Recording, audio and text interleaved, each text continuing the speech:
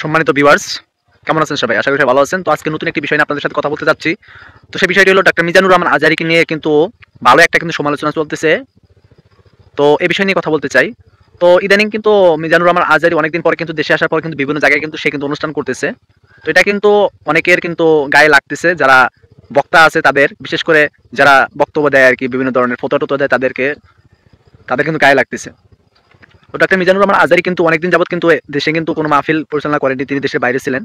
তো এখন কিন্তু তার মাহফিলে কিন্তু প্রায় 15 লক্ষ, 11 লক্ষ, 10 লক্ষ মানুষ নিয়ে কিন্তু তিনি মাহফিল করতেছেন, বিভিন্ন জায়গা থেকে কিন্তু সে লোক পেতাইছে সেখানে। আর অন্য যারা আছেন তারা কিন্তু মাহফিল কিন্তু করতেছেন, কিন্তু তেমন লোক পাইতেছে না, তাদের মাহফিলে লোক হতেছেন, তেমন সমালোচিত করতে পারতেছেন না। এই কারণে কিন্তু তাদের ক্ষোভ যে আমাদের মাহফিলে লোকজন হয় না, আর ডাক্তার মিজানুর রহমান আজহারীর মাহফিলে এত লোক হয়, এই কারণে কিন্তু তাদের চুলকানি শুরু হয়ে গেছে।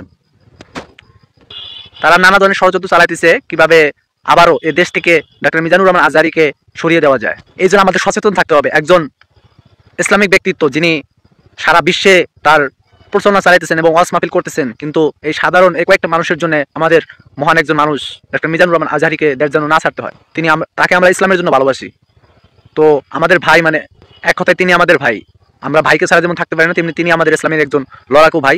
তো তাকে আমরা চাই। আর যারা এরকম করতে, তাদেরকে হুঁশিয়ারি করে দিতে চাই, তোমরা এর থেকে বিরত থাকো, না হলে তোমাদের কঠিন পরিণতি তোমরা দেখবে। তো ভালো থাকবেন, সুস্থ থাকবেন।